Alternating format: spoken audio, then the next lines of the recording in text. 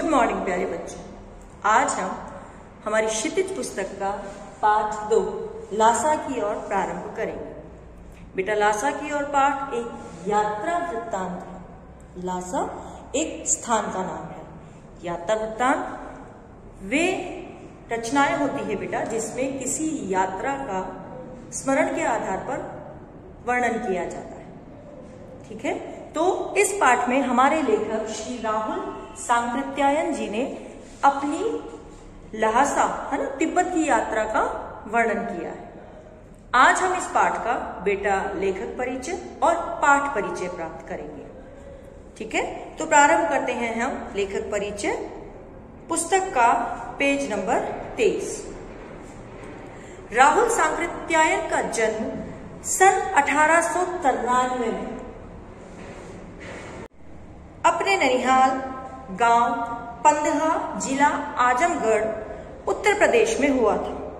उनका पैतृक गांव कनेला था। ननिहाल नाना का गांव है ना, नानी हाउस जहाँ होता है, और पैतृक गांव जहाँ हमारे पिता जहाँ के मूल निवासी। ठीक है, तो इनका जो जन्म हुआ था वो अपने ननिहाल में हुआ था। इनका मूल नाम केदार पांडेय था। उनकी शिक्षा काशी, आगरा और लाहौर में हुई। सन 1930 में इन्होंने श्रीलंका जाकर बौद्ध धर्म ग्रहण कर लिया और तब से उनका नाम राहुल सांकृत्यायन हो गया। मूल नाम केदार पांडेय था और बौद्ध धर्म ग्रहण करने अपना लेने के कारण राहुल सांकृत्यायन उनका नाम हुआ। राहुल जी पाली, प्राकृत, अपभ्रंश, तिब्बती, चीनी, जापानी, रूसी सहित अनेक भाषाओं के जानकार थे। अब यहाँ एक शब्द है बेटा अपभ्रंश। अपभ्रंश बेटा जो हमारे देशज शब्द हैं वे कुछ बिगड़े हुए रूप में जब भाषा में प्रयोग में लाए जाते हैं तो उन्हें अपभ्रंश शब्द कहते हैं। राहुल सांकृत्यायन ने उपन्यास, कहानी, आत्मकथा, यात्रावृत्त, जीवनी, आलोचना, शोध आदि अनेक विधाओं में साहित्य सृजन किया। इतना ही नहीं, उन्होंने अनेक ग्रंथों का हिंदी में अनुवाद भी किया, ट्रांसलेट है ना, कि किसी और भाषा में थे उनको हिंदी में उन्होंने अनुवाद किया। मेरी जीवन यात्रा, इसके 6 भाग उन्होंने लिखे हैं। दर्शन दिग्दर्शन, 22वीं सदी, वोल्गा से गंगा, भागो नहीं, दुनिया को बदलो, दिमागी गुलाम, घुमक्कड़ शास्त्र इनकी प्रमुख रचनाएं हैं। साहित्य के अलावा दर्शन, राजनीति, धर्म, इतिहास, विज्ञान आदि विभिन्न विषयों पर राहुल जी द्वारा रचित पुस्तकों की संख्या लगभग 150 है कि उन्होंने अलग अलग विषयों से संबंधित 150 पुस्तकों की रचना की है।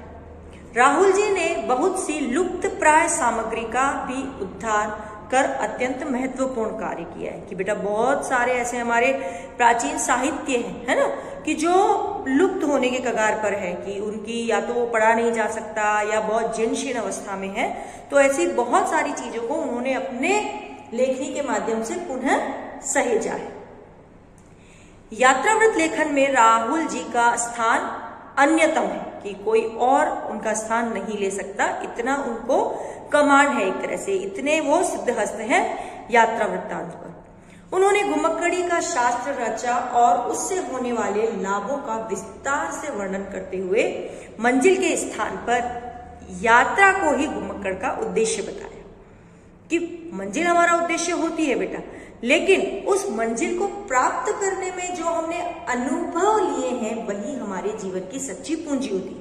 कि आज मैं जो यहाँ तक बनी हूँ है ना कि मैं आपको हिंदी पढ़ा रही हूँ, मैं आपकी हिंदी अध्यापिका हूँ, लेकिन मेरे बचपन से लेकर मेरे यहाँ तक का सफर, ये मेरी मंजिल कही जा सकती है, लेकिन जो मेरा सफर है कि मैंने जीवन में ये किया, ये अनुभव किया, ये पाया, यहाँ पढ़ाई की, वो सारा जो मेरा रास्ता है वो उस रास्ते ने मुझे अनुभव दिया है, उसने मुझे सिखाया है। इसीलिए राहुल जी का मानना था कि मंजिल से ज्यादा महत्वपूर्ण मंजिल का रास्ता होता है और उन्होंने भी अपनी यात्राओं को ज्यादा महत्वपूर्ण बताया अपनी यात्रा की मंजिलों की अपेक्षा। ठीक है बेटा, घुमक्कड़ी, घुमक्कड़ी एक शब्द है बेटा कि जो प्राय घूमता रहता है, उसके लिए एक शब्द प्रयोग में लाया जाता है, घुमक्कड़ी। घुमक्कड़ी से मनोरंजन, ज्ञानवर्धन एवं अज्ञात स्थलों की जानकारी के साथ साथ भाषा एवं संस्कृति का भी आदान प्रदान होता है। कि बेटा जैसे आज बहुत से लोग हैं जो प्रवासी हैं, कि है कहीं और के, और किसी कारण से, चाहे वो शिक्षा हो, चाहे वो उनका रोजगार हो, किसी और जगह जाकर रहते हैं। तो जब हम दो जगहों से संबंध रखते हैं, हम है कहीं के, हम रहते कहीं के हैं, तो हमें दो संस्कृतियों का ज्ञान होता है बेटा। हमें वहाँ के रहन सहन, वहाँ की भाषा, वहाँ के जो रीति रिवाज हैं, उनकी जानकारी होती है। तो जो घुमक्कड़ वाला जो नेचर लोगों का है, वो उनके ज्ञान में वृद्धि करता है। राहुल जी ने विभिन्न स्थानों के भौगोलिक वर्णन के अतिरिक्त वहां के जनजीवन की सुंदर झांकियां भी अपने यात्रा वृत्तांतों में प्रस्तुत की। यहां हम उनका एक यात्रा वृत्तांत पढ़ेंगे बेटा, ल्हासा की ओर। ये यात्रा वृत्तांत का अंश राहुल जी की प्रथम तिब्बत यात्रा से लिया गया है, जो उन्होंने 1929 से 1930 के मध्य तिब्बत के रास्ते से की थी। उस समय भारतीयों को तिब्बत जाने की आज्ञा नहीं थी, इसलिए उन्होंने यह यात्रा एक भिखारी के वेश में की थी, है ना, कि छद्म वेश उन्होंने लिया था। सीधा भारतीयों को मतलब सुरक्षा की दृष्टि से तिब्बत नहीं जाने दिया जाता था, तो उन्होंने भिखारी बनकर अपनी ये यात्रा पूरी की थी।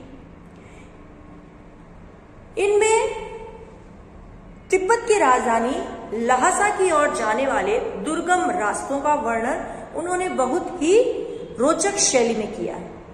इस यात्रा वृत्तांत में हमें उस समय के तिब्बत समाज की जानकारी मिलती है। ये हमें उस समाज की जानकारी तो देगा ही, साथ ही वहां के जो कुछ महत्वपूर्ण स्थल हैं उनकी जानकारी देगा, वहां के लोगों की जो जीवन शैली है, वहां की सुरक्षा के जो प्रबंध हैं, वहां के जो ऊंचे नीचे रास्ते हैं, जो प्राकृतिक सौंदर्य है, उन सब की जानकारी ये पाठ हमें देगा। राह में उनके जो मित्र बने थे, जो उनके साथी थे, जिन्होंने उनकी किसी भी प्रकार की सहायता इस यात्रा के दौरान की, उनका वर्णन भी उन्होंने इस यात्रा वृत्तांत में किया है। तो आज इतना ही कि आप लेखक परिचय और पाठ परिचय से अवगत हो। अगले दिनों में हम इस पाठ को पढ़ेंगे। ओके बेटा।